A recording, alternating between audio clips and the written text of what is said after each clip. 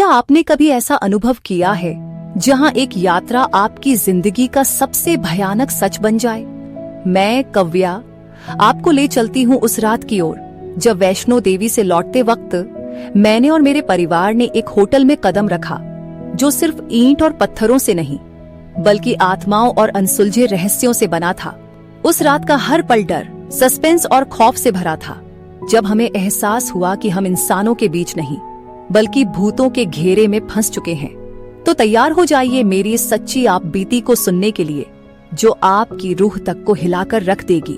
मेरी उम्र अब 18 साल की है, लेकिन जो डर और सस्पेंस मैंने अपने बचपन में झेला वो आज भी मेरी रातों की नींद उड़ा देता है। मैं तब 10 साल की थी जब अपने माता पिता के साथ वैष्णो देवी के दर्शन करने गई थी। माता रानी के दर्शन के बाद हम सब बहुत खुश थे। मंदिर से निकलते वक्त मौसम अचानक बिगड़ गया, घना अंधेरा छा गया और तेज बारिश होने लगी। हमने सोचा कि वापस घर लौटने से पहले रात के लिए किसी होटल में रुक जाते हैं। जब हम एक सुनसान रास्ते पर चल रहे थे तब हमें एक पुराना, शांत और अजीब सा होटल दिखा। होटल का नाम था शांति भवन, लेकिन उसमें कुछ भी शांत जैसा नहीं था। पूरा होटल सुनसान था, जैसे सालों से वहां कोई आया नहीं हो। मेरे पिताजी ने कहा, रात हो गई है और बारिश भी तेज है, यहीं रुक जाते हैं। हम सब थोड़ा संकोच में थे, लेकिन थकान के कारण हमने उस होटल में एक रात के लिए रुकने का फैसला किया। होटल की अजीब शुरुआत होटल के अंदर जाते ही एक अजीब ठंडक का एहसास हुआ, जैसे वहां हवा ही नहीं चल रही हो। रिसेप्शन पर एक बहुत बूढ़ा आदमी बैठा था, जिसके चेहरे पर एक अजीब सी मुस्कान थी। उसने बिना कुछ पूछे हमारी बुकिंग कर दी और एक चाबी देकर कहा, रूम नंबर 13 में जाइए। रूम में जाते ही एक अजीब सा एहसास होने लगा। दीवारें काली, पुरानी और छिलती हुई लग रही थीं। रूम का माहौल एकदम भूतिया था, जैसे उस कमरे में कुछ अनजाने राज छिपे हों। हम थके हुए थे, इसलिए ज्यादा ध्यान नहीं दिया और सोच लिया कि रात बस निकलनी है, सुबह होते ही वापस चले जाएंगे।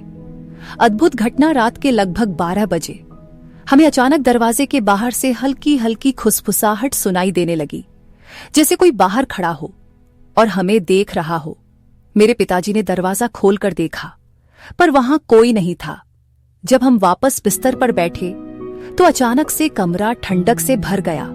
जैसे ही हमने लाइट्स ऑफ की, कमरे के कोने से किसी औरत के रोने की आवाज आने लगी।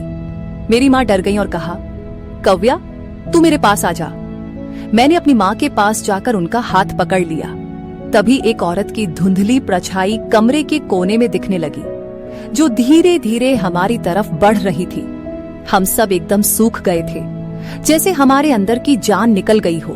भयानक राज जब हमने जोर से चिल्लाया तो होटल का स्टाफ दौड़ते हुए आया, लेकिन उन्होंने हमारे चिल्लाने का कोई असर नहीं दिखाया। उन्होंने कहा, ये रूम काफी पुराना है, इसमें ऐसे अजीब वाकयात होते रहते हैं। मेरे पिताजी ने उनसे पूछा, यह सब क्या है, हमें सच्चाई बताओ।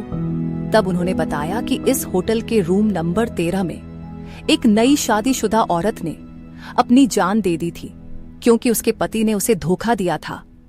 उसके बाद से उसकी आत्मा इसी कमरे में भटकती है। हमने तुरंत रूम छोड़कर होटल से निकलने की कोशिश की, लेकिन बारिश और अंधेरा इतना ज्यादा था कि हम रास्ते में ही भटक गए। होटल के आसपास सब कुछ घने जंगल से घिरा हुआ था और हर जगह से अजीब सी आवाजें आ रही थीं। अंतिम भूल, किसी तरह हम होटल से निकलकर रास्ते पर आ गए, लेकिन हमारे पीछे आने वाली सारी आवाजें हमारी जान निकाल रही थीं। जब हम वहां से निकल रहे थे तभी पीछे से एक आवाज आई, यह तुम्हारा आखिरी दिन हो सकता है। सुबह होते ही हम एक छोटी सी ढाबे पर पहुंचे, जहां वहां के लोगों ने बताया कि शांति भवन होटल तो 10 साल पहले ही बंद हो चुका था और वहां आज तक जितने लोग भी रुकने आए उनमें से कोई जिंदा